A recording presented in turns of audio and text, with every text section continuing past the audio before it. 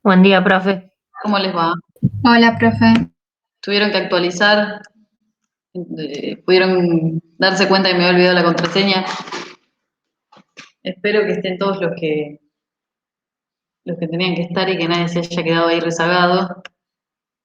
Entiendo que les llega un mail, no sé si ya les habrá llegado o no, pero bueno, vamos a ir comenzando. Esta clase vamos a ver eh, lo que es la temática de riesgos y de control interno, ¿bien?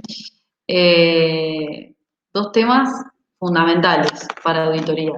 Así que, bueno, vamos a tratar de hacerlo lo más llevadero posible en esta horita y media que nos va a llegar, para después darles el lugar al otro grupo, ¿sí? Bien, les voy a compartir la presentación.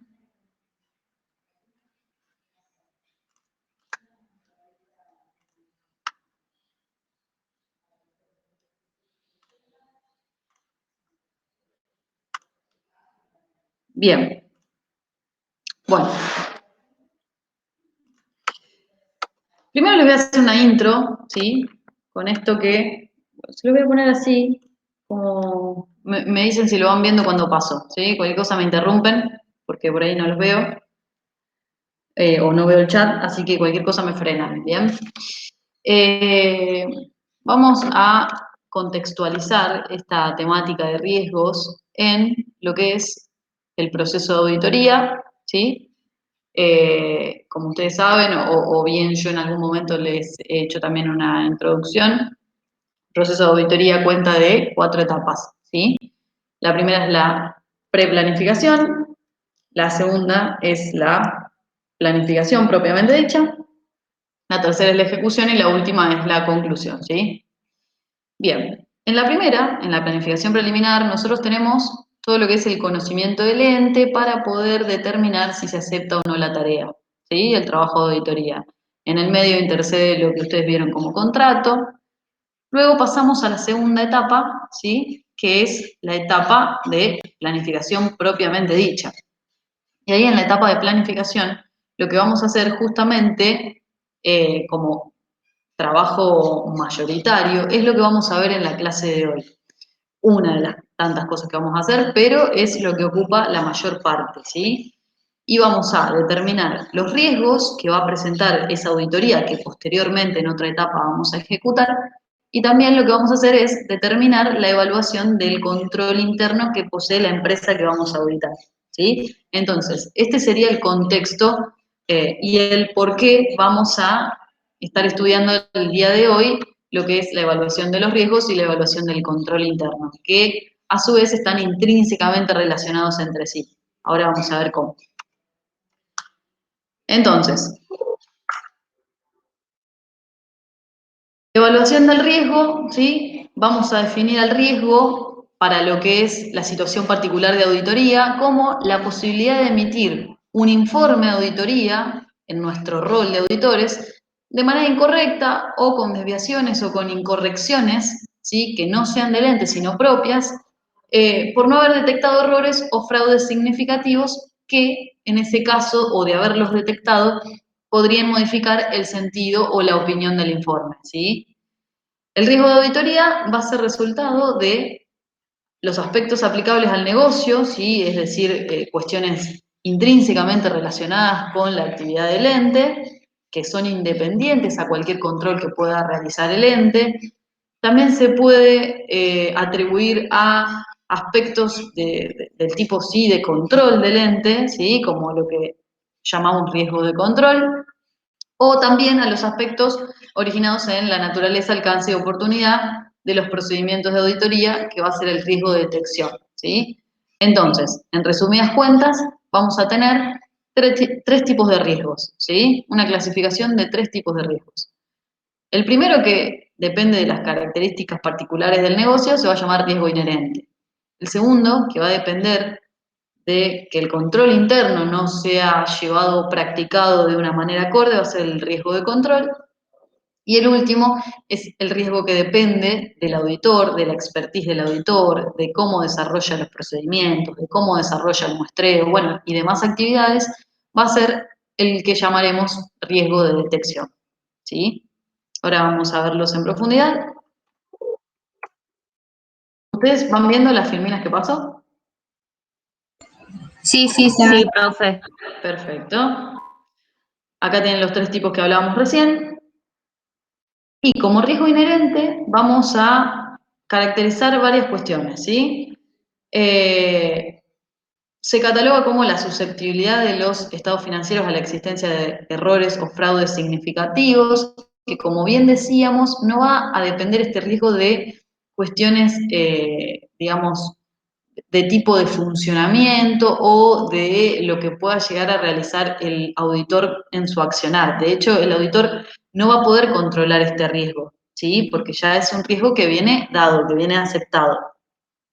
Puede estar determinado por lo que realiza el ente en sus actividades cotidianas, por en qué momento económico y financiero se encuentra el ente, o sea, cuando estemos desarrollando la auditoría, por la organización gerencial y los recursos humanos y materiales, la integridad de los mismos y la calidad de los recursos, es decir, por, digamos, los recursos que posee el ente y cómo ellos se ven administrados o utilizados para responder a las demandas operatorias corrientes del ente, ¿sí? Como les había dicho recién, este riesgo no va a ser un riesgo que pueda controlar el auditor, de hecho decimos que está fuera de control, ¿sí? Y difícilmente se pueden tomar acciones que eliminen este riesgo, ¿sí? Lo único que va a poder hacer el auditor cuando esté en la etapa de planificación, haciendo todo el relevamiento de los riesgos, es medirlo y realizar una estimación objetivable de cuál es el nivel de este riesgo inherente para tener un escenario concreto de nada, cuál va a ser el nivel de este riesgo inherente que no va a poder controlar, ¿sí? Entonces, en resumidas cuentas, no depende de cómo funciona el ente, sino de las características esenciales de ese ente, que son esas que veníamos resumiendo acá, la naturaleza de las actividades, la situación económico-financiera y la organización en general, tanto a nivel gerencial y de organigrama, como de los recursos que se destinan al desarrollo de las tareas. ¿Bien? Ahora, cuando hablamos de riesgos de control, habíamos dicho que tienen que ver con todo este funcionamiento interno y cómo el ente realiza este relevamiento de actividades internas que repercuten o que van a repercutir en el resultado de la auditoría también, ¿no? Entonces, vamos a decir que el riesgo de control se refiere al riesgo de que los sistemas de control, es decir, todas las actividades de control que dependen de la gerencia del ente, estén incapacitados o estén destinados a que no detecten o eviten errores o fraudes, ¿sí? Entonces, cuando los sistemas de control del ente funcionan de una manera deficiente, que eso es lo que va a ir a evaluar el auditor, después vamos a ver cómo, el auditor, si nota esas deficiencias en el control interno, se va a manejar de determinada manera. Y si ve que el control interno de la organización es eficiente, o sea, muestra fortalezas y nos da cierta credibilidad a los auditores externos que vamos a llegar a esa organización, también el auditor va a tomar otras decisiones respecto de cómo encarar esa auditoría, ¿sí? Los factores que determinan este tipo de riesgo son la existencia de puntos débiles en el control interno, que van a ser determinados particularmente por el auditor, después vamos a ver bien cómo, cuando hablemos de lo que es la evaluación del control interno, y la existencia de puntos débiles en el sistema de información contable, ¿sí? Recuerden que nosotros hablamos del sistema de información contable diciendo o queriendo interpretar cuál es todo el marco, no solo normativo, sino que operativo y sistemático que utiliza esa organización para poder operar. Entonces, el auditor en esta etapa va a tener que hacer una evaluación de todo este marco del que estamos hablando, ¿sí? Entonces, ahora vamos a ver bien cómo encaramos esto, pero si nosotros nos encontramos frente a una organización que tiene un buen control interno, que tiene ciertas pautas que nos indican que realmente se realiza un relevamiento de actividades y de operaciones y de información por parte del ente y que se toman acciones en consecuencia, para el auditor va a ser una confianza relativa bastante alta, lo cual permite aplicar determinado tipo de pruebas. En cambio, si el auditor se encuentra con que un control interno es deficiente, va a tener que sí ajustar de alguna manera la vara para que las pruebas que vaya a realizar, las pruebas de auditoría que realice en la siguiente etapa, sean más concisas, concretas, y va a tener que validar mucha más cantidad de información, ¿sí? Y de otro tipo o de otra manera. Vamos a decir que este riesgo está fuera de control del auditor, pero las recomendaciones resultantes de la evaluación del sistema de control ayudarán a mejorar, ¿sí?, estos controles y los niveles de riesgos, si esas recomendaciones son adoptadas por la gerencia, porque muchas veces tampoco la gerencia las implementa, ¿sí? Como son a título de recomendación, tampoco hay una obligación específica por parte de la empresa de aceptar, ¿no?, esta validación del auditor. El riesgo de control afecta la calidad del proceso de auditoría a aplicar, por esto que yo les comentaba, dependiendo de con qué escenario nos encontremos ante lo que es el control interno de la organización, vamos a operar de una o de otra manera, ¿sí?, como auditores. Bien. Y por otro lado, hablábamos del riesgo de detección, que era sí el único riesgo que dependía fundamentalmente del auditor y que podía ser controlable por el auditor. ¿Por qué? Porque yo les comentaba que depende de ciertos factores que ahora vamos a repasar, pero uno de ellos, por ejemplo, era la expertise o el grupo auditor. Entonces, son cuestiones que sí el auditor va a poder modificar y determinar para tratar de disminuir este riesgo, ¿sí? Entonces, hablamos de riesgo de detección cuando hablamos de el riesgo de que los procedimientos de auditoría seleccionados no detecten los errores o fraudes existentes en los estados. La consecuencia de esto es que no se propondrán ajustes correspondientes, ¿sí?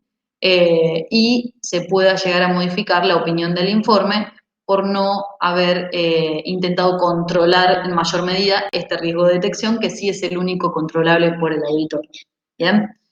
Los factores que inciden en este riesgo son la ineficacia de un procedimiento aplicado, es decir, que nosotros cuando definamos, que ahora les voy a explicar a qué viene, el enfoque de auditoría, que quiere decir, bueno, en qué momento voy a aplicar los procedimientos, qué tipo de procedimientos y cuántos, que nosotros en esa determinación de ese enfoque no hayamos podido precisar de buena manera cómo encarar esa auditoría y que sean eficientes estos procedimientos, ineficientes e ineficaces. Entonces, ¿qué quiere decir? Que no me den la evidencia que yo necesito para poder respaldar la opinión del informe, ¿sí? Esto atado a lo que viene a continuación con la mala aplicación del procedimiento. Además, podemos encontrar problemas de definición de alcance y oportunidad, ¿sí? Lo mismo, problemas con el enfoque, o mala determinación de la muestra también puede ser. Ustedes vieron muestreo la clase pasada, si no me equivoco, y tienen ciertas consideraciones que hacer al momento de ser auditores para poder establecer una muestra de calidad en la realización de una auditoría externa. Entonces, si confundimos o de repente no utilizamos el mejor criterio para establecer una muestra, ¿sí?, podemos llegar a tener inconvenientes a la hora de recabar evidencias que nos respalden la opinión que queremos dar, ¿sí? Por eso es tan importante la temática del muestreo en auditoría también. ¿Por qué? Porque nosotros actuamos sobre bases selectivas, no absolutas, ¿sí? Porque siempre decimos que sería imposible e impracticable y no coincidiría con el criterio de costo-beneficio esto de analizar la totalidad de las transacciones.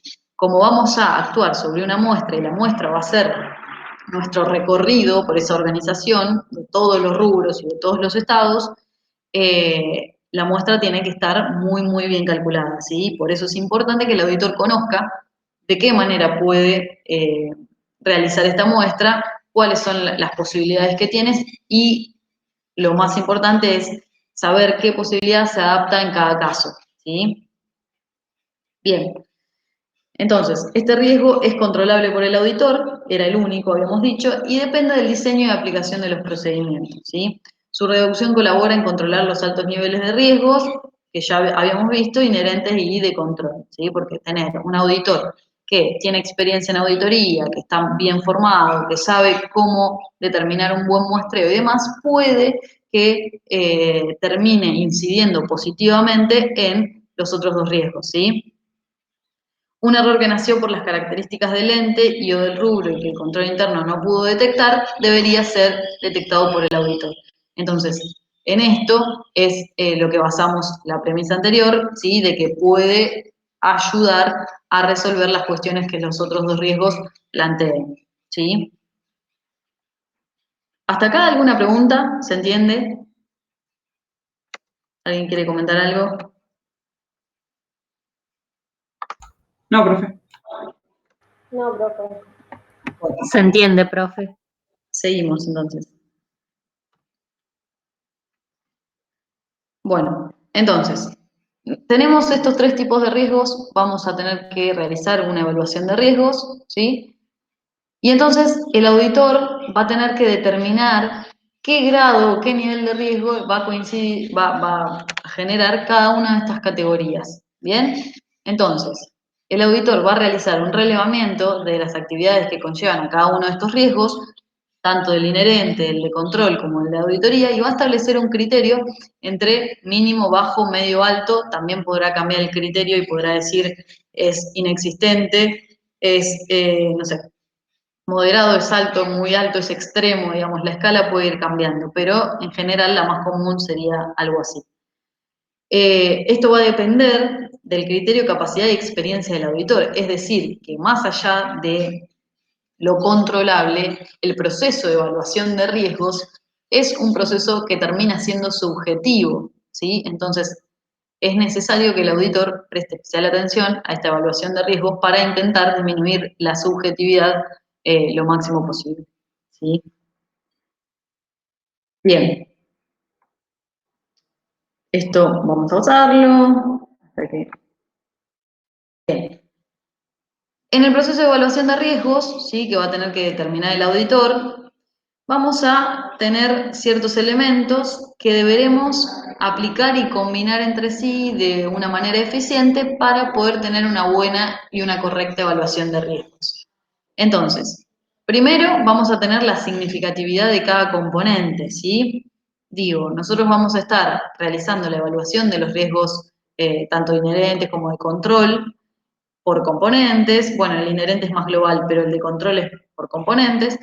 Y tenemos que prestar atención a ver cuál es el componente de los estados contables que presenta mayor magnitud o mayor peso relativo, que sería el concepto de significatividad, respecto de lo que representa el patrimonio de la organización. Entonces, ese es uno de los factores a considerar. Otro factor es la existencia de factores de riesgos y la importancia relativa, ¿sí? Si cada componente también de manera individual presenta riesgos específicos. Perdón, profe. Sí, Se me cortó un cachito y no escuché la primera parte. El primer punto. ¿Lo puede repetir? sí, significatividad del componente. Refiere a considerar y tener en cuenta en el momento de realizar la estimación y la evaluación de los riesgos del peso relativo que tiene cada componente respecto de lo que representa la totalidad del patrimonio de la organización. Quiero decir con esto, ampliando un poquitito ya que estoy. Si estamos realizando la evaluación de riesgos en los componentes de el estado de situación patrimonial, por ejemplo, y resulta que tengo dentro de lo que es el activo no corriente, bienes de uso que representan, supónganse, no sé, el 50% de lo que es el patrimonio de la organización, o más, si quieren un 70% en bienes de uso. Bueno, al componente de bienes de uso voy a tener que quizás destinarle mayor tiempo, mayor precisión para hacer una evaluación de riesgos un poco más certera y más precisa, porque ese componente tiene una significatividad mayor, ¿sí? Lo que quiere decir que quizás en ese caso los riesgos sean mayores, ¿sí?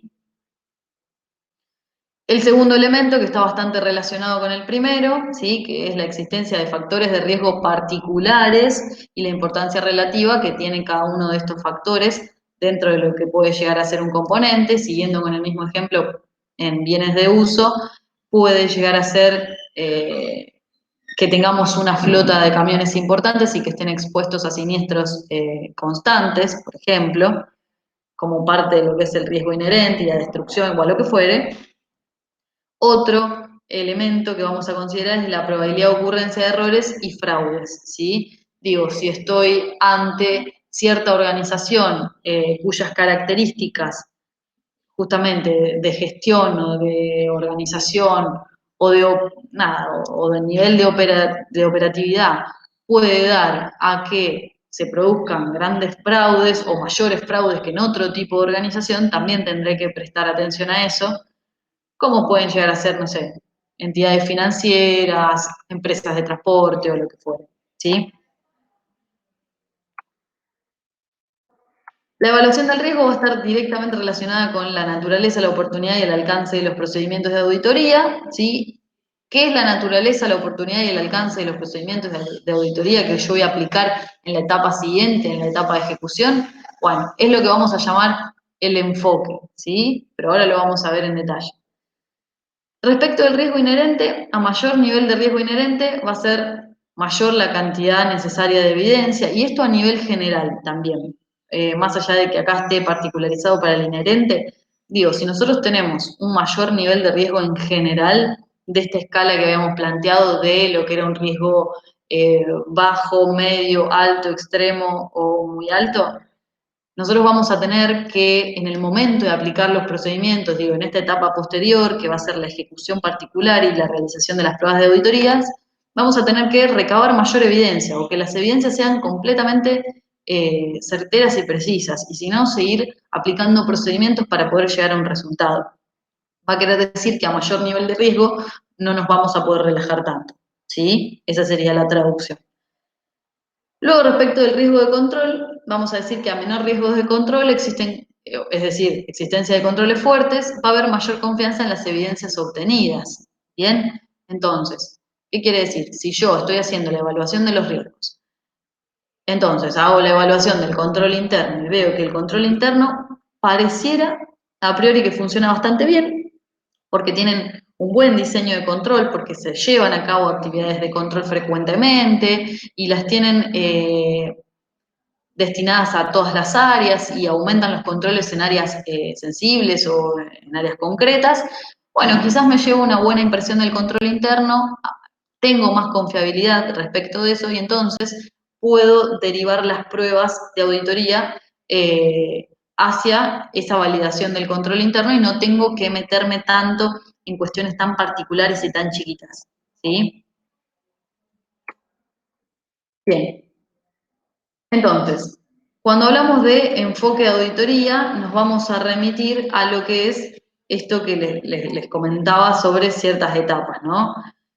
Entonces, vamos a hablar de lo que es el proceso de formación de un juicio, que está relacionado a esto, y tiene que ver con un poco con las etapas de auditoría que venimos manejando, que si bien son 4, acá en el proceso de formación de un juicio, es decir, de obtención de la evidencia, vamos a hablar de que primero vamos a conocer al ente, después, que digo, en lo que es el proceso de auditoría particular, la A y la B van a estar juntas en una misma etapa.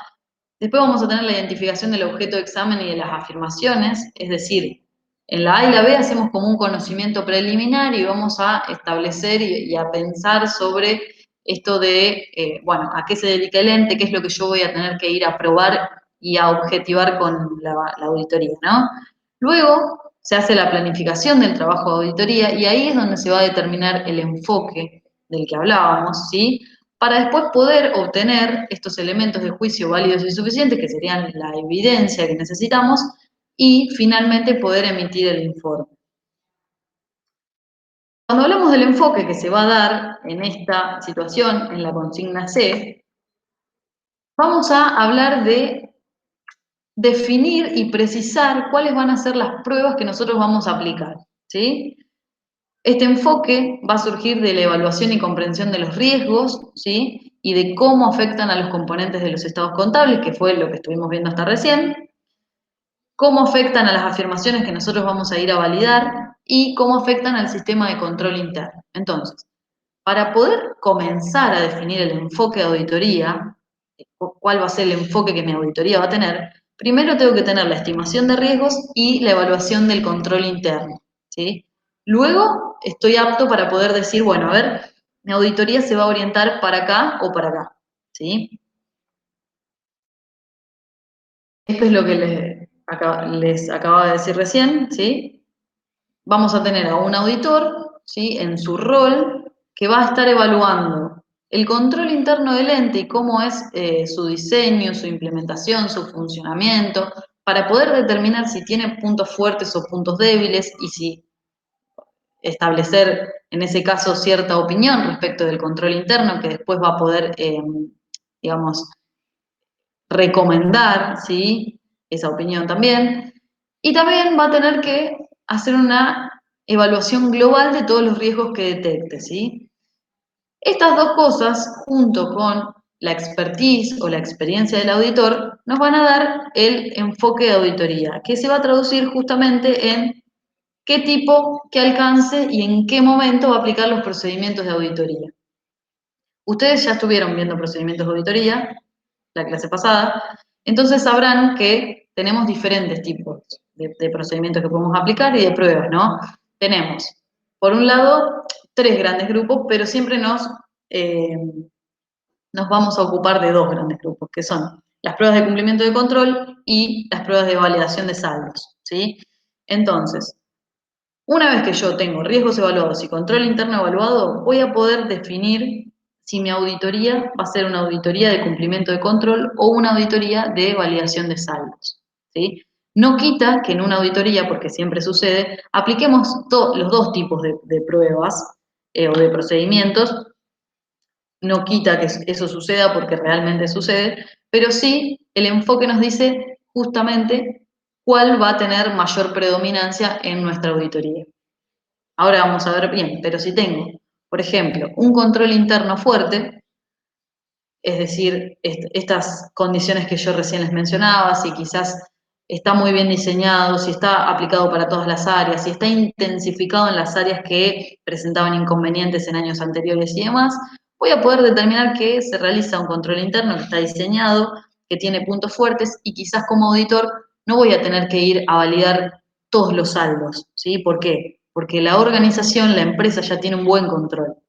Entonces, ¿qué voy a hacer? Bueno, voy a orientar mi auditoría, voy a enfocar mi auditoría hacia pruebas de cumplimiento de control, con alguna que otra de saldo para validar, pero voy a maximizar las pruebas de cumplimiento de control. Ahora, si con los riesgos que yo tengo y con las falencias del control interno y que no me convence ese control interno y digo, no, la organización no está controlando bien, ¿qué voy a tener que hacer? Voy a tener que enfocar mi auditoría hacia un enfoque o hacia procedimientos que sean de validación de saldos. ¿Por qué? Porque no me puedo confiar de ese control.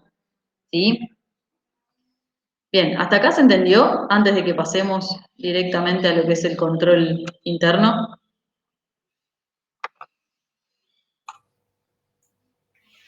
Sí, profe, yo le iba a pedir si no puede volver a decir qué tipos de procedimientos mencionó recién. O sea, Sí, como cuáles pueden ser. sí, los procedimientos son los que vieron en la clase pasada.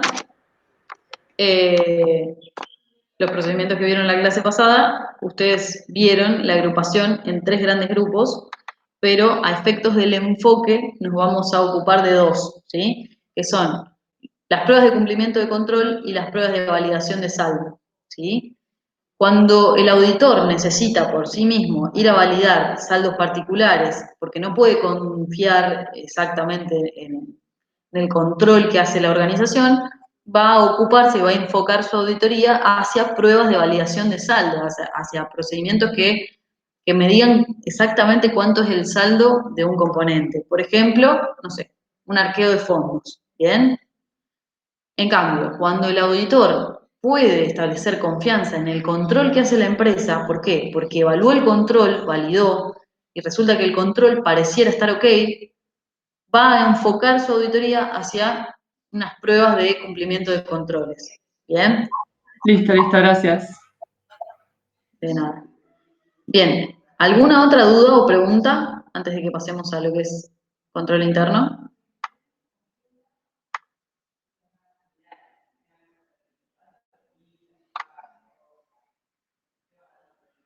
Bueno, bien, entonces vamos a compartir la presentación.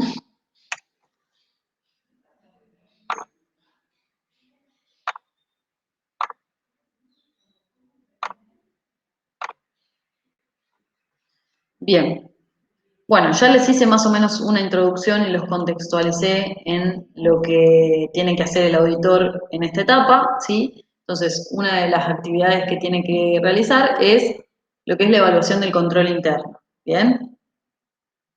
Entonces, vamos a definir a lo que es el control interno, si bien ustedes saben que es cierto relevamiento que realiza el ente, que no depende del auditor, sino que lo va a hacer la empresa, pero lo vamos a definir con proceso llevado a cabo para proveer seguridad razonable, de lograr eficiencia en las operaciones, confiabilidad en la información y cumplimiento con las leyes y reglamentaciones aplicables, ¿sí?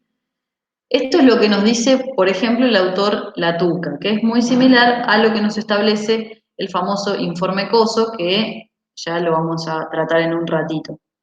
Entonces, fíjense que al control interno lo vamos a definir como un proceso, ¿sí? Porque nada, tiene ciertos pasos y el objetivo es, nada, proveer cierta seguridad, es decir, información, pero para saber cuán eficiente soy en mis tareas, ¿sí? En mis operaciones, cuán confiable es la información que se me provee de esas operaciones y si estoy o no cumpliendo con los requisitos exigibles, ¿sí? ¿Por qué cuando hablamos de control interno no hablamos de auditoría? Porque el control interno del ente no es realizado por el auditor, al menos el auditor externo, ¿sí? Distinto sería si hablamos de un auditor interno, pero no es lo mismo que lo que hace el auditor externo, sino que lo hace la organización, ¿sí? Está al mando de la gerencia, y el auditor puede basarse en el control interno y adecuar las pruebas a realizar, que es esto que hablamos de enfocar la auditoría para un enfoque de cumplimiento o para un enfoque de validación de saldos, ¿sí? Bueno, tenemos tres enfoques de control interno, no se confundan esto con el enfoque de la auditoría, esto quiere decir tres tipos de control interno, tres corrientes de control interno. Las vamos a ver a cada una de ellas y ya les adelanto, les spoileo esta parte, nos vamos a quedar con lo que es la corriente o el enfoque de control integral, ¿sí? El enfoque tradicional de control nos dice que el control interno se extiende a áreas específicas orientadas al ámbito operativo contable, que es así de la manera también en que se inició, ¿sí? Lo que es el procedimiento de control para las organizaciones. Se lo destinaba nada más que a lo contable o financiero, ¿sí? Y bueno, esta visión ya es bastante obsoleta para lo que son las actividades corrientes que tenemos en cualquier organización, ¿no? Poseía sistemas que prevén errores y fraudes, ¿sí? Sistemas de control reactivos y ex post, es decir, cuando hay Perdón, una... profe, Sí, disculpe que te interrumpa, pero nos quedamos con la primer filmina, o sea que dice control interno nada más, no vemos más nada. Ahí no está, está. gracias. Para, ahí Sí, ahí ves, sí, ¿estás ahí se pasando? ve. Bien. No, es simplemente en esta vista, en la anterior no. Bien. Les hablaba de estos tres tipos de enfoque y les estaba contando respecto de lo que es el enfoque tradicional, ¿sí? Les estaba diciendo que en el enfoque tradicional teníamos sistemas que prevén errores y fraudes, ¿sí? Pero que se activaban también de una manera reactiva y ex post, es decir, frente a alguna falla. Es como que no había previsión anticipada por ahí, era como un control a posteriori. Las características que poseía era que logran gestiones eficientes, había un solo mecanismo de control y no incluye la comunicación de la información. Es decir, es uno de los enfoques más limitados de lo que era el control interno, ¿sí? Después tenemos el enfoque que se llama renovador o sistémico. Una característica particular es que se toma lo que es, o se retoma la teoría de sistemas, ¿sí? Los elementos que tiene son las características controladas, el sensor, el grupo de control y el grupo activante. Recuerdan que esto también lo vimos en la primera clase. Establece un círculo virtuoso de control y retroalimentación del sistema operante. Acá ya se genera un paso más allá de lo que es el tradicional porque ya estamos hablando de lo que es la retroalimentación, ¿sí? Y en este caso particular también existen subsistemas de control, no como en el enfoque tradicional que solo nos quedábamos con los controles aplicados a lo que era la contabilidad y las finanzas, ¿sí? Acá ya existen subsistemas y está aplicado de una manera mayoritaria, ¿sí? Aunque el enfoque integral y el que va a nuclear y va a tener una sinergia colaborativa dentro de lo que es la organización va a ser el enfoque integral que está validado por lo que llamamos informe COSO, ¿bien? Esto es mucho más amplio, ¿sí? Va a integrar justamente las áreas de la organización, aplicando controles a las diferentes áreas de la organización y en los diferentes niveles de la organización. La característica es que define como proceso integrado a los procesos que existen dentro de ese ente. La idea sería detectar en un plazo determinado, que va a determinar la organización, cualquier desviación respecto a los siguientes objetivos que los establece este informe COSO. Ahora les voy a comentar bien de qué se trata este informe. Los objetivos que presenta COSO son tres, ¿sí? Un objetivo operativo, que es básicamente centrarse en lo que es la rentabilidad y la eficiencia de las operaciones, un objetivo de confiabilidad de la información, ¿sí? Y un objetivo de cumplimiento de las leyes. Fíjense que estos objetivos son coincidentes con lo que decía nuestra primera definición de control interno, ¿sí? La que nos planteaba la TUCA. Y después, COSO nos va a definir ciertos componentes para poder hacer una evaluación de ese control interno, ¿sí? Nos va a decir, bueno, un buen control interno va a tener un ambiente de control, va a tener una evaluación del riesgo particular y puntual, es decir, lo va a hacer el ente, va a tener un sistema de información y comunicación, fíjense que acá ya prevé esta información y comunicación que en el sistema anterior, bueno, el tradicional no. Va a haber actividades de monitoreo y supervisión, es decir, va a haber un seguimiento, ¿sí? Y va a haber actividades de control. Estos son los 5 componentes que establece el informe COSO. Vamos a avanzar un poquito para definir y determinar un poco mejor qué es COSO. Cuando hablamos de COSO, bueno, en realidad es una sigla, ¿sí? Que proviene del inglés. Lo que pasó con lo que es el informe COSO es que se reunieron una serie de organizaciones que estaban, digamos, de alguna manera preocupadas por ver cuál sería el sistema de control eficiente para poder realizar esa evaluación. Y entonces determinar en una manera de consenso común cuáles van a ser las pautas para poder realizar esa evaluación, ¿sí? Las pautas que determinaron es lo que les mencionaba yo acá con anterioridad, que son los 3 objetivos y los 5 componentes. Entonces, COSO es un sistema integrado de control interno, ¿sí? Que proviene de un informe que establece una definición común de control interno y proporciona un estándar, ¿sí? El estándar siempre es una base, es decir, desde ahí en adelante se pueden establecer mayores cantidades de controles y de cosas a verificar, pero esa sería la base, ¿sí? La base mediante la cual las organizaciones puedan evaluar y mejorar los sistemas de control. Entonces, el informe COSO proviene de una serie de organizaciones que se juntan y establecen un estándar. ¿Sí? ¿Un estándar de qué? Bueno, de control interno.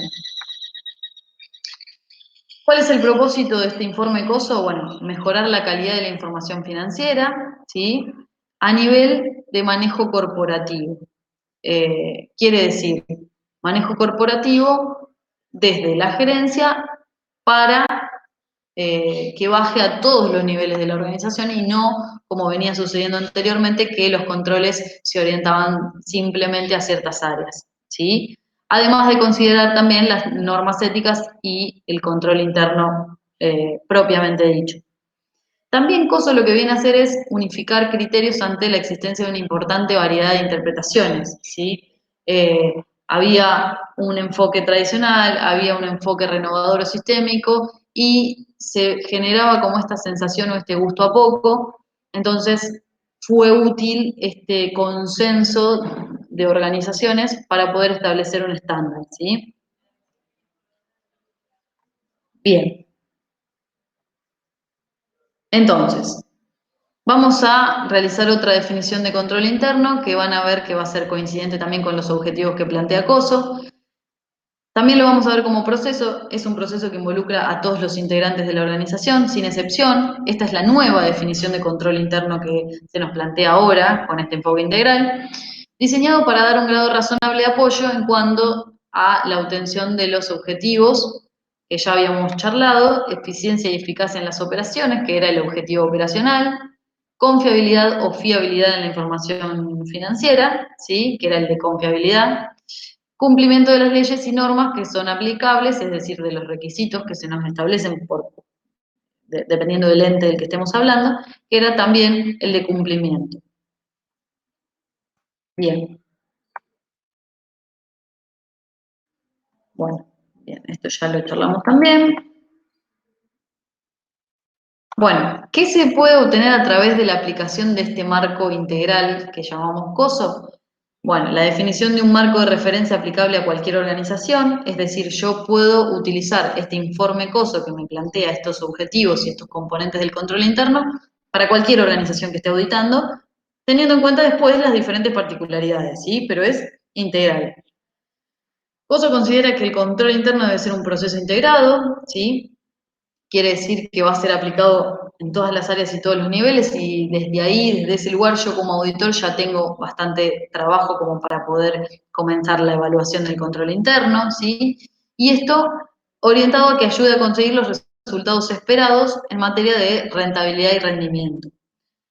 Por otra parte, también COSO fomenta el transmitir el concepto de que el esfuerzo involucra a toda la organización, ¿sí? Y no como sucedía anteriormente, que solo se centraba en algunas áreas. Esto es un poquito redundante, pero bueno, es así. Y habíamos dicho que el control interno siempre dependía de la gerencia, ¿bien? Entonces, la alta gerencia es la responsable primera del sistema de control, y ni hablar de su diseño. La integridad y la ética deben ser elementos que aporten ejemplo a los demás empleados, debe dirigir a los gerentes o sus líneas medias, que a su vez son los responsables en respectivas áreas. Es decir, la alta dirección o la alta gerencia va a establecer las directivas y el diseño del sistema de control interno para cualquier ente, y los responsables medios van a acatar esas líneas para también realizar las subsiguientes bajadas de líneas hacia los operarios de niveles más bajos, ¿bien? Pero la responsable primaria es la gerencia. En cuanto a la auditoría interna, ¿sí? Si bien habíamos establecido una diferencia entre control interno y auditoría, basándonos en lo que era el auditor externo, respecto del auditor interno, vamos a decir que se debe desempeñar un papel de supervisión sobre la eficiencia y la permanencia de los sistemas de control, y para ello debe estar posicionado de manera correcta dentro de lo que es la jerarquía o el organigrama institucional, ¿bien? No sé si recuerdan, pero el auditor interno dentro de un organigrama institucional debería estar ubicado en términos de staff, ¿bien? ¿Por qué? Justamente para garantizar lo que siempre llamamos en auditoría, lo que es la independencia de criterio, que es la característica, digamos, fundamental para poder ejercer la auditoría. Respecto de los empleados, vamos a decir que en general tienen la responsabilidad de participar en el esfuerzo de aplicar el control interno, como les comentaba anteriormente. Estos niveles medios que adoptan las formas que baja la gerencia deberían también hacer una réplica de, entre comillas, docencia para quienes están en mandos inferiores, digamos. Entonces, van a participar, ¿sí?, en el esfuerzo de aplicar el control interno, cuyos detalles deben ser incorporados a la descripción de los puestos de trabajo. Es decir, en el momento en que una persona asume funciones dentro de una organización, debería tener la explicación y la inducción correspondiente de qué tareas debe cumplir respecto de controles. ¿Bien? Bueno, seguimos hablando de empleados, deben comunicar a nivel superior las desviaciones que detecten, a los códigos de conducta, a las políticas establecidas o a la legalidad de las acciones realizadas. Con esto se quiere decir que los empleados son los que van a estar más en contacto con la operatoria normal y habitual, ¿no? Entonces, ellos son los que tienen que tener capacitación continua respecto de en los momentos en los que falla alguna directiva o algún procedimiento aplicado, ¿bien?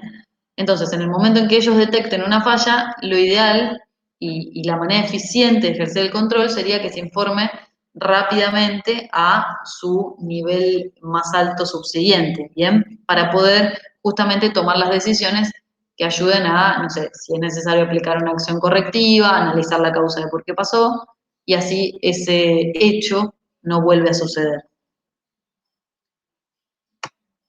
Bien. Evaluación de control interno.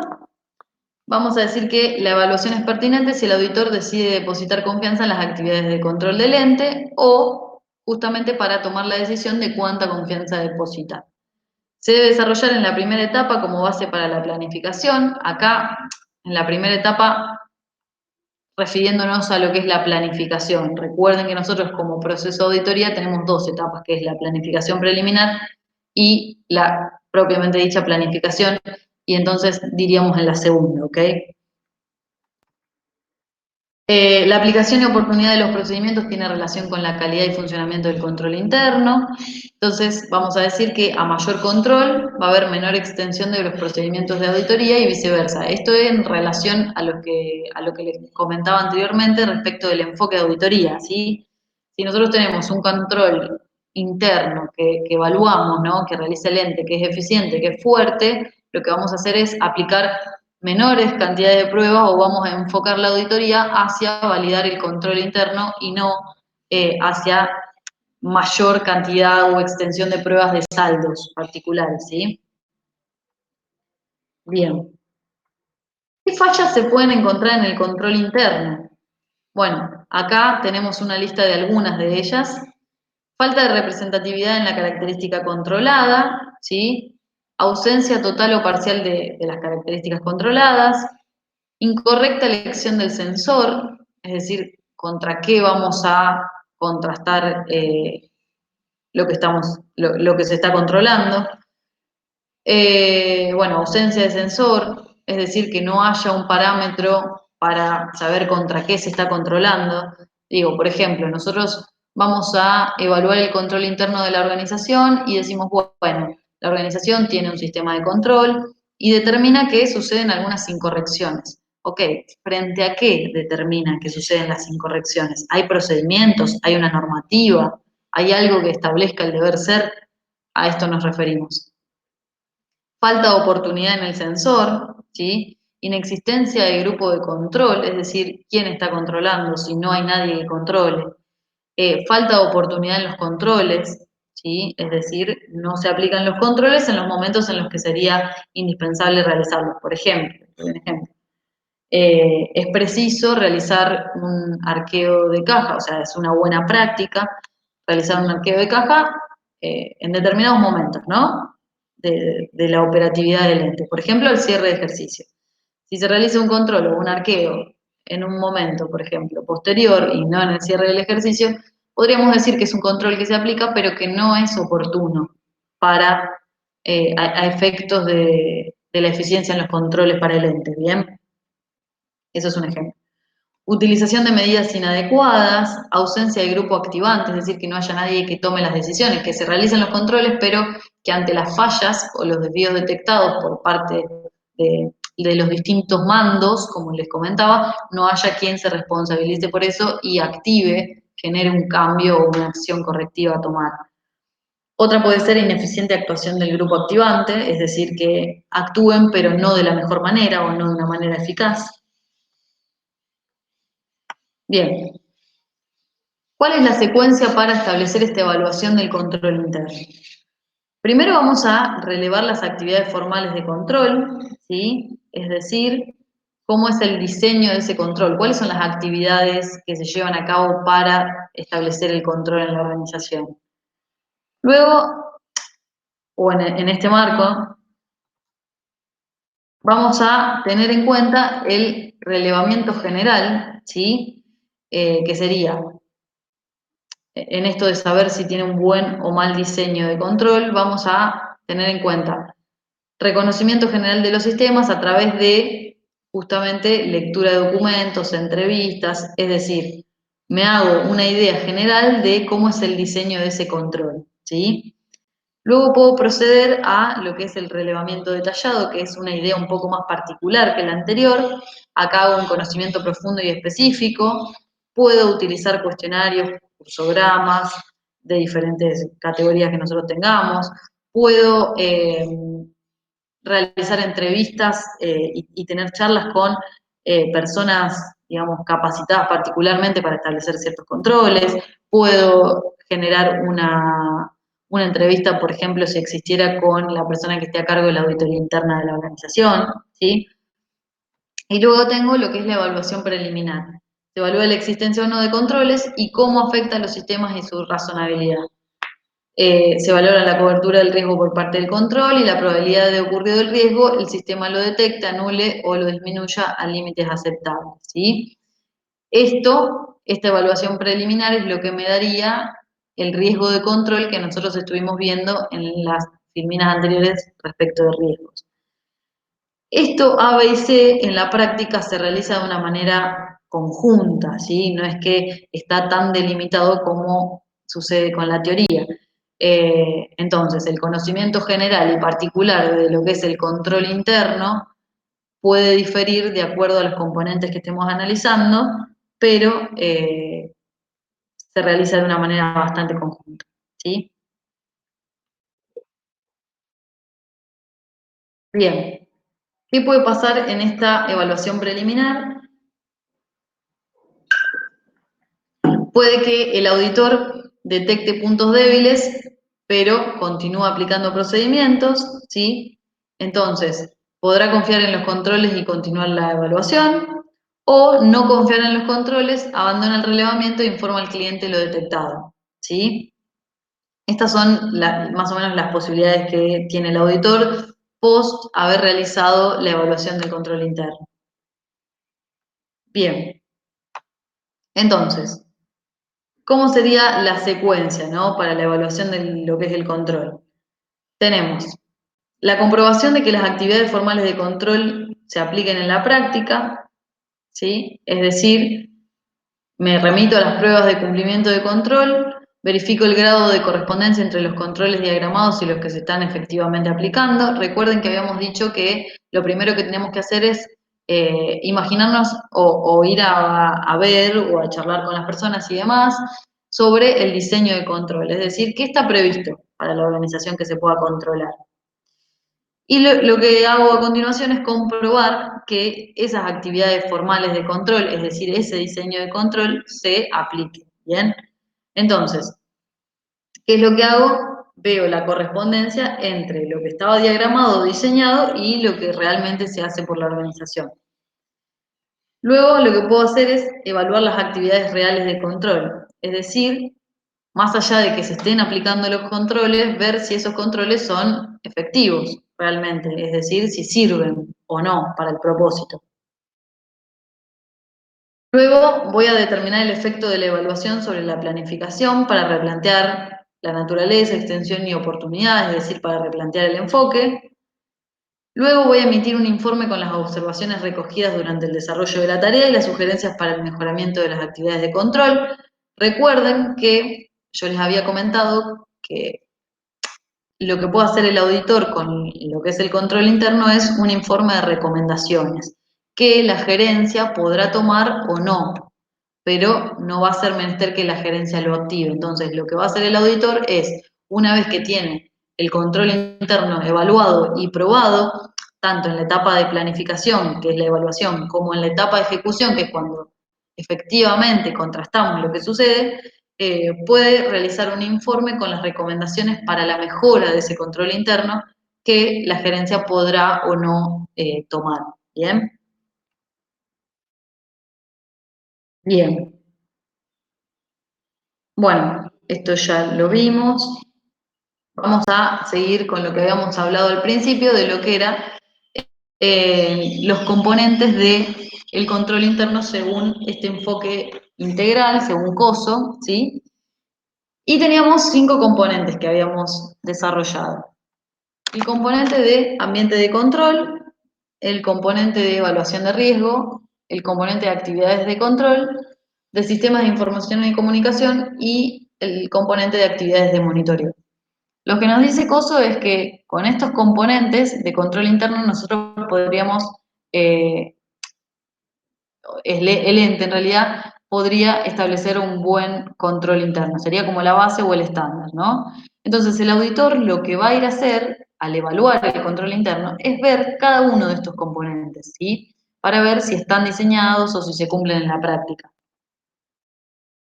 El primer componente es el ambiente de control y se refiere a las condiciones bajo las que fueron diseñados, se implantaron y funcionan los controles, ¿sí? Además del proceso contable. Esto va a tener una fuerte influencia en lo que es la cultura de la organización y de el historial de la organización en función de las costumbres de la gerencia también, ¿no? De aplicar controles. Muchas veces sucede que no hay controles fuertemente diagramados en cuanto a lo formal, pero sí suceden en la práctica porque la cultura de la organización o las costumbres de la gerencia es que sí se apliquen controles. Por ahí no están diseñados de manera formal, ¿sí? O no hay funciones formales para los puestos de trabajo, pero sí se realizan de manera informal, por ejemplo.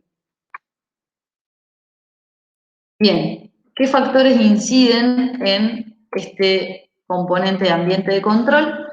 Bueno, la integridad, valores éticos y estilo de operación de la gerencia, es lo que hablamos sobre la cultura de la gerencia o de la organización.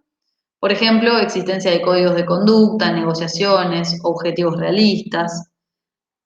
Podemos tener otro factor que incida, como por ejemplo el compromiso de la dirección con la competencia laboral, ¿sí? Es decir, tener una buena gestión de los recursos humanos, que existe una descripción de perfiles de puestos, que existe un análisis de habilidades, que se les dé una devolución a las personas. Eso hace a que haya un buen control en lo que son las competencias y la capacitación de las personas. Otro factor puede ser la preocupación de la dirección respecto del diseño y mantenimiento de los controles internos en general, es decir, que la dirección tome, por ejemplo, si existe una unidad de auditoría interna, que la dirección tenga reuniones frecuentes, que oriente a las unidades de auditoría para ver dónde sería bueno tener un foco de controles. Otro factor que puede incidir es la habilidad de la gerencia para el control del negocio propiamente dicho, es decir, que la dirección establezca estrategias sobre cómo maximizar y hacer más eficientes los controles o las auditorías internas que puede haber a tal fin. Otro factor que puede incidir en lo que es el ambiente de controles es la supervisión por parte del directorio y del comité de auditoría sobre el funcionamiento del control interno, el sistema contable y la gerencia, ¿sí? Es decir, que haya como un seguimiento respecto de cómo viene funcionando este control.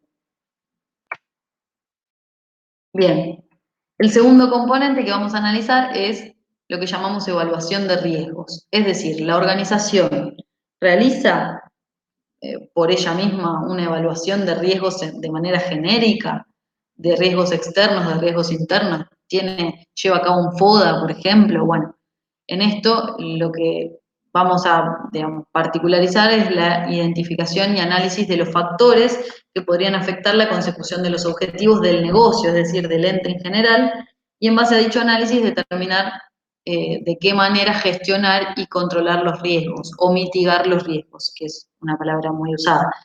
¿Qué riesgos? Bueno, tanto externos como internos. En esto es muy común que en las grandes organizaciones se encuentren los famosos FODAs o análisis PESTEL. Y bueno, en este caso es existe, no existe, se lleva una matriz de riesgos, digamos, cómo se gestiona esto, ¿no?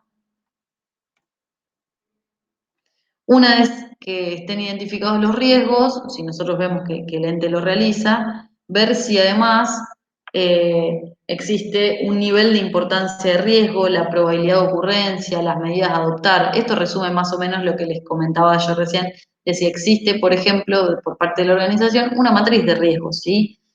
Tanto para cada una de las actividades o procesos como a nivel genérico.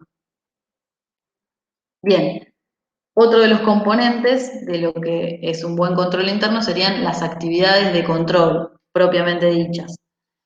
La gerencia establece las políticas y los procedimientos de control, ¿sí? Para cumplir los objetivos. Entonces, en esto el auditor va a tener que ir a ver, che, bueno, ¿cuáles son las políticas que se establecen como para generar un buen control interno? ¿Hay procedimientos? ¿Hay manuales de procedimientos? ¿Existe, digo, un deber ser? Además, se va a prestar atención, especial atención a lo que son las funciones incompatibles, que luego ustedes van a ver que indagar sobre funciones incompatibles también se llega a convertir en la etapa de ejecución de auditoría en un procedimiento particular, ¿sí? Pero bueno, en esta instancia de evaluación del control interno está también bueno ver si existe una separación de funciones o no. Por ejemplo, las funciones de autorización de transacciones, la ejecución de transacciones, la custodia de los activos que requieran custodia, el registro contable de las transacciones, por mencionar algunas. Estas funciones debieran estar segregadas de ciertas otras funciones, ¿no? Por ejemplo, no sé, la autorización de transacciones con el tema del pago, ¿sí? O la transferencia, bueno, y demás puestos que no debieran estar ocupados por la misma persona, salvo que estemos hablando de una empresa muy pequeña, ¿sí? Donde no tenga una dotación de personal suficiente como para poder segregar. Bien. En este caso, ¿sí? Para estas actividades de control, vamos a, o se podrán visualizar ciertas revisiones, ¿no? Una es analítica, es decir, si el negocio evoluciona con lo planeado, como por ejemplo, no sé, si hay controles presupuestarios. También se podrán visualizar revisiones de transacciones específicas, es decir, validez y exactitud de las salidas, ¿sí? Y también revisiones de desempeño, es decir, que se realicen las demás actividades de control, como por ejemplo indagaciones de la gerencia o reuniones o asambleas particulares de la gerencia para determinar ciertas cuestiones de desempeño, ¿sí? Bien. ¿Cuáles son las actividades de control que se pueden llegar a visualizar también? Controles del gerente propietario, ¿sí? Conciliaciones, protección física de activos y registros, o sea, son las actividades particulares. Uso de formularios adecuados, planes y manuales de cuenta, también a nivel contable. Controles sobre el acceso autorizado o no autorizado para acceder a los activos. Controles manuales y automatizados, es decir, son diferentes entre sí. Los primeros dependen de la competencia de las personas, es decir, los realizan personas físicas particulares, y los segundos son, nada, sistemas, ¿no? Bien, cuarto componente, información y comunicación. Se corresponde con la infraestructura física tecnológica, ¿sí? El auditor debe identificar transacciones, procedimientos, registros, forma y proceso para brindar la información y la manera en la que el ente se va a comunicar con los usuarios de esa información, tanto internos y externos. Usuarios internos, recuerden, son las personas que trabajan dentro de la organización, no importa de qué nivel, y los usuarios externos son aquellas personas que pueden recibir algún tipo de información valiosa por parte de la organización, como pueden ser organismos de contralor, bancos, proveedores, clientes y demás, ¿no? Entonces, si existe un método ordenado y sistematizado para comunicar la información de ese ente, bueno, es porque evidentemente hay un control previsto para eso. Entonces, el auditor debe identificar manuales de cuenta, procedimientos de preparación de estados contables, etcétera, en el caso de que los hubiera. Bueno, la base respecto de lo que es la información es la calidad de la información, ¿sí? Entonces, si, por ejemplo, existieran, no sé, manuales de procedimientos internos sobre cómo comunicar y qué tipo de información comunicar, tendríamos en cuenta lo que es esto de la calidad de la información en cuanto al contenido, en cuanto a qué momento comunicar, ¿sí? Que sería la oportunidad de la comunicación, la actualidad, es decir, que sea en un momento vigente, la exactitud y la accesibilidad a la información también. Es decir, por ejemplo, existe un repositorio comunitario para que los empleados de la organización puedan acceder a cierta información de interés, a la consulta permanente de la información, si no, hay un repositorio para usuarios externos, si no, bueno, esto nos da la pauta también de cuán avanzado está este componente, ¿sí? Y el último componente es el de actividades de monitoreo y supervisión. Bueno, esto como les había comentado al principio, un poco tiene que ver con el seguimiento, ¿sí? De las actividades de control que se van haciendo. Entonces, se realiza para determinar si los procedimientos de control se hacen de manera efectiva y uniforme. La eficiencia depende de su diseño y de los responsables de ejecución, ¿sí? De este seguimiento, quiero decir. La gerencia es la responsable, puede delegar exigiendo rendición de esos procedimientos a los responsables por delegación. En general sucede con los mandos medios. La gerencia va delegando autoridad a los mandos medios y luego se realiza como una rendición de cuentas donde se pueden dar asambleas o reuniones de directorio o lo que fuere. Bien, limitaciones del control interno, ¿sí? El control interno permitirá alcanzar una razonable seguridad, ¿sí? Si se cumplen los controles, pero ¿cuáles son las limitantes que podemos encontrar en el momento de realizar la evaluación del control interno? Bueno, controles que estén dirigidos a operaciones rutinarias, ¿sí? Es decir, que no tiene nada de malo que estén dirigidos a operaciones rutinarias, pero que quizás vuelven obsoletos esos controles. Entonces siempre es preciso ir revisando la eficiencia de esos controles, es decir, si es necesario realizar alguna modificación respecto de esas operaciones rutinarias o no. Quizás, digo, si una actividad rutinaria se controla todo el tiempo y funciona bien, puede que se deje de realizar esa tarea de control para así aprovechar ese recurso para alguna otra actividad mayor, ¿sí? ¿Se entiende? Luego tenemos la limitante del potencial error humano, ¿sí? Y en esto también van a incidir de qué tipo sean esas actividades de control que estemos aplicando, si sean actividades manuales o actividades automatizadas. Digo, en actividades de control automatizadas o sistematizadas podemos llegar a disminuir ese error humano, ¿no? Bueno, la posibilidad de burlar controles internos, es decir, que haya confabulación, la posibilidad de la dirección de eludir o no ejercer los controles, digamos, con la intención de hacerlo.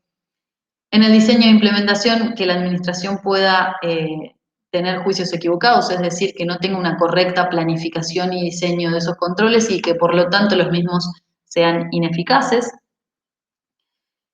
Procedimientos inadecuados a partir de cambios de condiciones o de cambios de tareas. Deterioro del cumplimiento con el paso del tiempo, que está bastante ligada a lo que hablábamos como primera limitante de controles dirigidos a operaciones rutinarias. Quizás quedó obsoleto, quedó en desuso y hay que hacer algún tipo de actualización, ¿no? Y también otra gran limitante de la que siempre hablamos, que es la relación costo-beneficio, ¿sí? Es decir, la gerencia va a determinar cuánto me cuesta establecer un control en determinada operación o actividad o proceso en función de la utilidad que me aporta, ¿sí? Bien. Métodos de relevamiento de control interno según las etapas y el caso, ¿sí? Y es completamente subjetivo por parte bueno, del autor, ¿no? Que esté en sus funciones. Método descriptivo sería el relato de las actividades del ente, ¿sí? Las secuencias, personas, informes, etcétera. Cuestionarios, que serían preguntas estándares sobre aspectos básicos del control interno. Se pueden organizar por áreas y pueden ser para responderse afirmativo o negativamente. También puede haber una combinación de cuestionarios y de algún tipo de descriptivo. Pero bueno, después tenemos otra metodología que es a través de cursogramas, que es la representación gráfica de lo que es, bueno, el sentido, el curso, el flujo de lo que es ese control interno, referente principalmente a lo que es la información o algún tipo de proceso, ¿sí? Se usan símbolos que representan operaciones y simplifican el relevamiento, mostrando la parte más general. Lo más común es que hagamos una combinación de todos. En general lo que hacemos es, bueno, en algunas áreas que por ahí es más sencillo armar un cuestionario cerrado de respuesta básica, sí, no, armar un cuestionario, después en otras áreas por ahí en mandos altos lo que hacemos es abocarnos más a lo que son los métodos descriptivos, ¿sí? Porque por ahí se da como de una manera más fluida la entrevista. Y también, bueno, el curso grama siempre sirve como resumen también de lo anterior, ¿sí? Bueno, el rol del auditor interno respecto de esto es que, respecto del control interno, como yo les decía, ubicado jerárquicamente en el organigrama de la organización, en una jerarquía a modo de staff que le asegure la independencia, lo que va a hacer el auditor interno es tener una visión holística de todo el control interno de la organización, ¿sí? Por eso es tan útil y tan eficaz la figura de la auditoría interna. Tiene que ser independiente del sistema que audita, habíamos dicho, por eso la ubicación que les comento en el organigrama, y audita los mismos datos que el externo y se pueden complementar, ¿sí? Más allá de los diferentes propósitos y objetivos que tiene cada uno de los auditores, internos y externos, ¿sí? Entonces, el auditor interno se va a abocar justamente a la eficiencia del control interno y el auditor externo va a intentar establecer una razonabilidad sobre los estados contables, ¿sí? De acuerdo a las normas contables. ¿Pueden trabajar en conjunto? Sí, siempre en el caso de que haya auditoría interna en la organización a la que vamos a auditar. Y de hecho es muy útil, ¿por qué? Porque si hay auditor interno, yo ya tengo la pauta de que el control interno existe, al menos. Y tendré que analizar si es fuerte o no.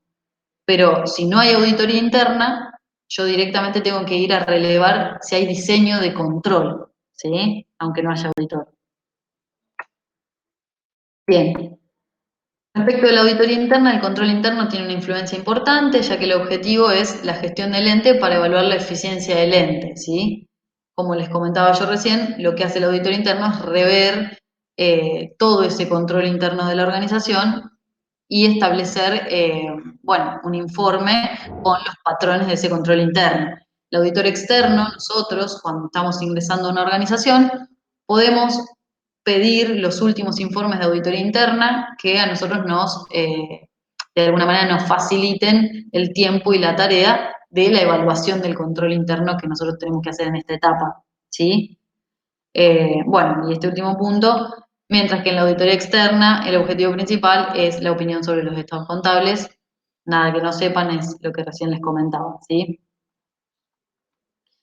Bien, hasta acá vimos lo que es el relevamiento de control interno. ¿Alguna pregunta? Ahora voy a ir a ver el chat. Bien.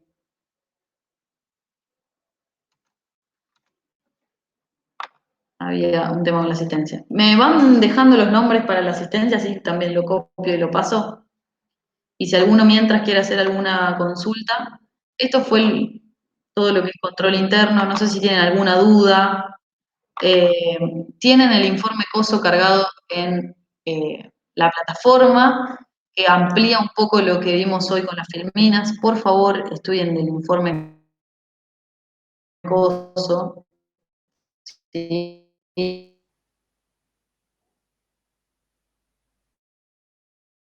Y estudien de bibliografía.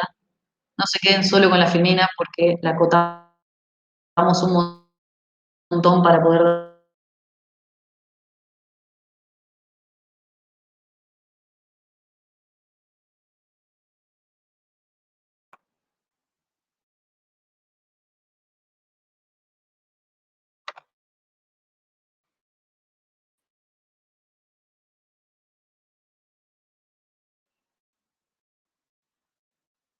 más consultas o bien no los estoy escuchando y se me cortó el audio de alguna Profe, creo manera. que se Si cortó. no tienen más consultas, Se le había cortado, profe. ¿cuándo se cortó? ¿Ahora? ¿O hace Estaba mucho? hablando de las filminas, de la bibliografía. Ah, bien. Pero bueno, lo de la... Ah, bien, bien, bien. Profe, ya está la Perfecto. fecha del parcial. Menos mal que me avisaron. Les comentaba que... ¿Cómo? ¿Ya sé Sí, ya la está. fecha del parcial? ¿Me Sí, escuchan, sí. Sí, sí, eso.